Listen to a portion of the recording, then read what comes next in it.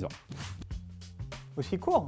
Finalement, quand on rentre dans le débat du plus grand, du moins grand, du meilleur, on finit par comparer les époques et les types de basket. Puisque finalement, le basket des Lakers de Kareem Abdul-Jabbar n'est pas du tout le même que celui que LeBron James a produit pendant 20 ans. Mais est-ce que vraiment c'est le nombre de points marqués par un joueur qui doit statuer sur sa grandeur dans l'histoire et sur son empreinte par rapport finalement aux autres joueurs qui lui seraient égaux ou à peu près? LeBron James ne s'est pas contenté d'améliorer ce mythique record de points. En fait, Amaury en parlait, ça fait 20 saisons qu'il est dans la ligue, ça fait 20 saisons qu'il domine la NBA. On ne peut pas comparer les époques, essayons quand même. On sait qu'aujourd'hui, on est dans une NBA où il n'y a jamais eu autant de talents, de grandes équipes, de grands joueurs. Et pourtant, ça fait 20 ans que LeBron James compte parmi les tout meilleurs joueurs de cette ligue, où il y a toujours plus de talents, toujours plus d'athlètes. Alors très bien, beaucoup de talent, hein. C'est indéniable. Il y a peut-être 60 joueurs aujourd'hui qui sont capables de tourner entre 20 et 30 points de moyenne par match. Certains plutôt jeunes, on ne sait pas jusqu'où ils iront, on doute de pouvoir atteindre cette barre mythique des 38 000. Mais quand on regarde statistiquement, LeBron James n'est que le 5e meilleur marqueur de l'histoire de la NBA à la moyenne de points. Derrière, Michael Jordan, Wilt Chamberlain, Elgin Baylor et un joueur en activité, Kevin Durant. Donc si on le faisait jouer tous le même nombre de matchs, LeBron James n'aurait pas le record de points inscrit dans une carrière en NBA. Alors on peut faire de la fiction. Mais si Michael Jordan avait joué 20 saisons et non 13, aurait-il tenu une telle moyenne de 30 points par match en carrière? L'exploit de LeBron James, encore une fois, c'est de maintenir une moyenne hallucinante et une polyvalence inimaginable sur autant de saisons. On va recentrer les débats un petit peu. On parle du plus grand de l'histoire de la NBA. Ça fait des années, des décennies qu'on nous dit que c'est Michael Jordan, qu'il est intouchable. Et aujourd'hui, parce que LeBron James vient de battre un record de points individuel, on est en train de nous dire que tout le débat est remis en cause et c'est maintenant LeBron James le premier de l'histoire. J'ai franchement du mal à croire à cette théorie. Je pense que déjà, il faudrait les comparer tous les deux, puisqu'on les a mis l'un à l'autre face à face depuis le début de carrière de LeBron James. On l'a traité comme l'héritier de Michael Jordan. Est-ce que le fait que LeBron James batte un record appartenant à Kareem Abdul-Jabbar fait de lui quelqu'un qui dépasse Michael Jordan? Évidemment, LeBron James ne sera jamais l'icône qu'a pu être Michael Jordan parce que ça y est, le basketball s'est internationalisé. On ne peut pas demander à LeBron James de rejouer ça.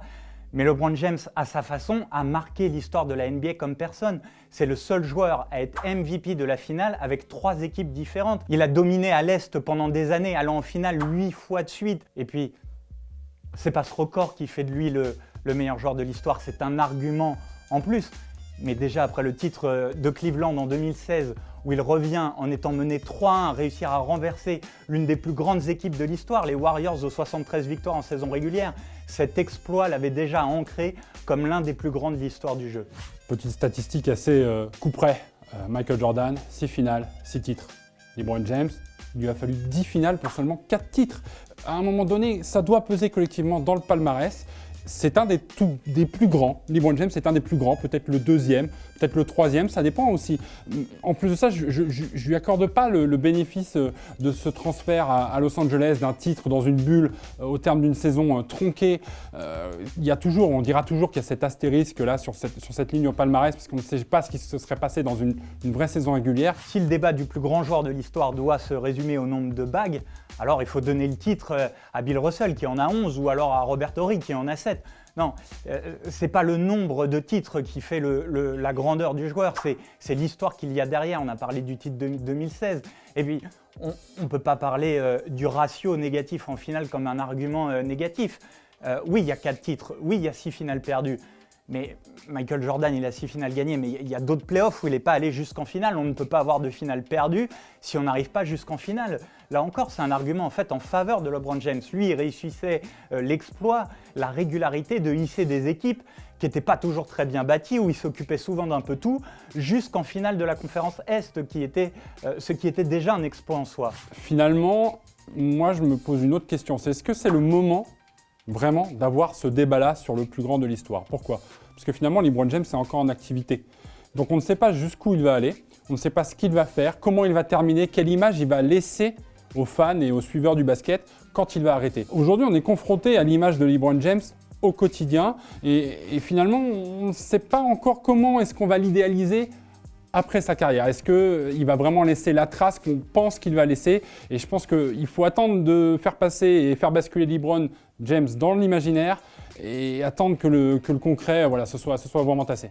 Pourquoi attendre avant de juger LeBron James? Il est déjà le plus grand on l'a dit, ses titres, par l'histoire, par ses records, par tout ce qu'il fait d'inédit qui n'a jamais été fait avant lui. Et en fait, c'est ça le plus fou, c'est qu'il est peut-être encore loin de la retraite. Quand on voit qu'il est capable de passer les 50 points à 38 ans, on se dit mais jusqu'où peut-il aller?